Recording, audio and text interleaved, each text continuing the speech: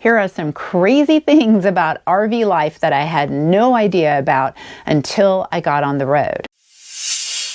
Welcome to the channel. I'm Liz. I'm a full-time RVer. I've been on the road for nearly 5 years. And if you're a full-time RVer, you're going to be nodding and smiling as you watch this video. Now, if you've never RV'd before, you've never been in a camper, you're probably going to be gripping your armchair going, oh my gosh. So the first thing that I never would have predicted is showers. When I lived in a house, I showered every day, if not every other day. I mean, how often do you shower? Well, if you're going to go into RV life, be prepared to set a personal record. My personal record of going without a shower is 7 days. Oh my goodness. It's amazing how the body can actually adjust to less frequent showers. So I started out going every other day, then every third day, every fourth day. And it's not just because this is a more casual lifestyle out here in the woods.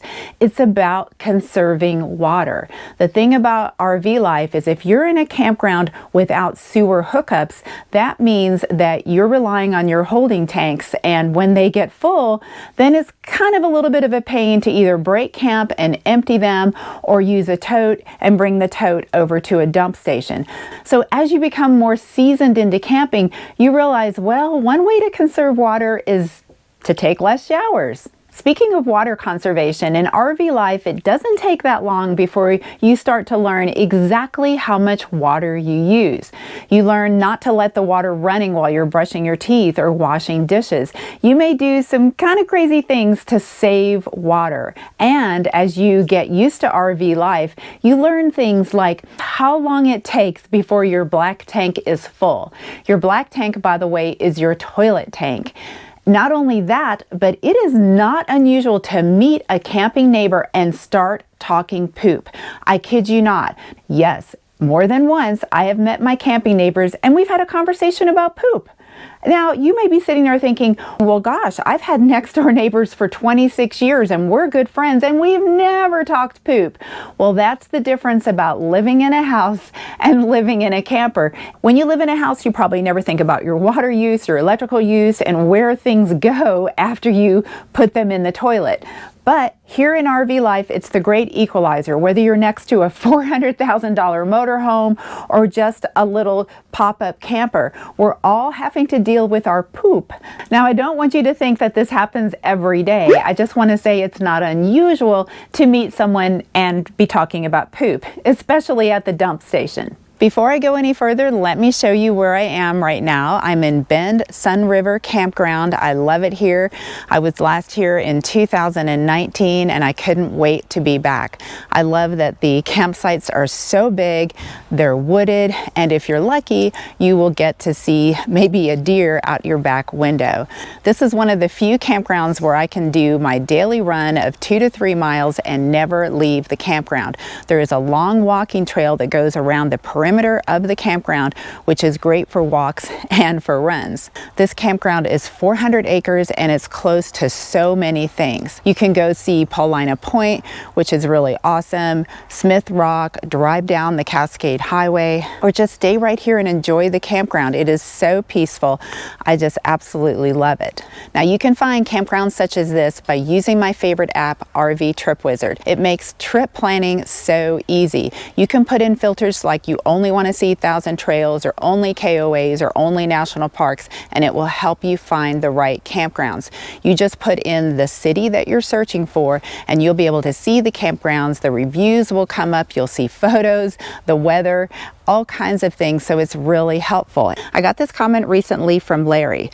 I purchased RV Trip Wizard, however, I do not own an RV. Yet even though I didn't use some of the features RV Trip Wizard has for RVs, it was invaluable to chart a path for my 1-ton dually. It allowed me to itemize the trip with a budget planner.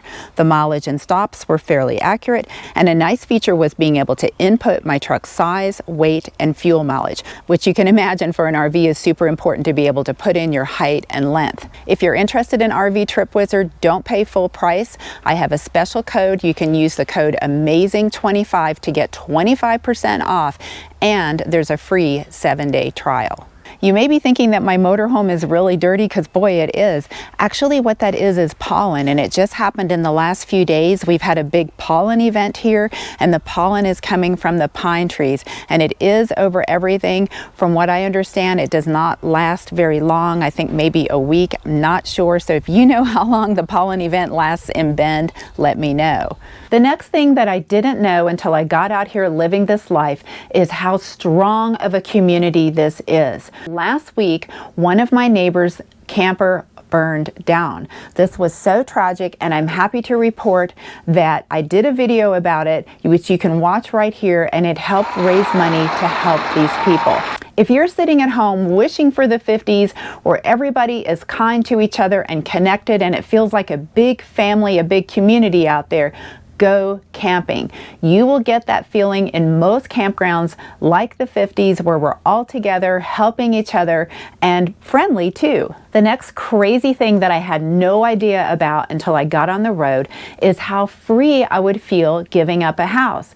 You know, like most people, I was raised to be house proud. I made sure that my house was decorated really pretty. I had my friends over for lunch. I threw parties. I like to just make it all just so and keep it nice. And I thought, well, I'm going to miss my house when I'm on the road. Well, guess what? As soon as I got in my camper van and drove away, I felt so free. I just can't even begin to describe to you how free it feels not to have the burden of a house.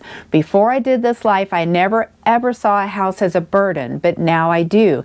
I realize the hours and hours I spent every week keeping it clean, keeping it repaired and well maintained, mulching, weeding, cleaning out the gutters, shopping for the house, taking care of everything for the house. It is so wonderful to be free of that. I have so much more time now to live life, to enjoy life. And the other thing is, I don't have a mortgage. I don't have big mortgage payments. So many people spend 30 years working all day to pay for a house that they're never in because they're so busy working to pay for the house. The next big surprise is how beautiful and huge this country is. I mean, I had an idea before, but you really don't know how big and how vastly beautiful and how diverse this country is until you get out there and drive it. Oh my goodness, Wyoming, for example, it seems like every turn in the road, the landscape looks completely different. And Utah, so many different things to see. I could spend an entire year just exploring Arizona. I feel this way about the whole country. There is so much to see and do, and I'm realizing I'll never see it all. I feel like I've barely scratched the surface after nearly 5 years, and after 26 years of dreaming about this life, I'm just so happy to be out here living it. If this life calls you, I hope you come out here and give it a try.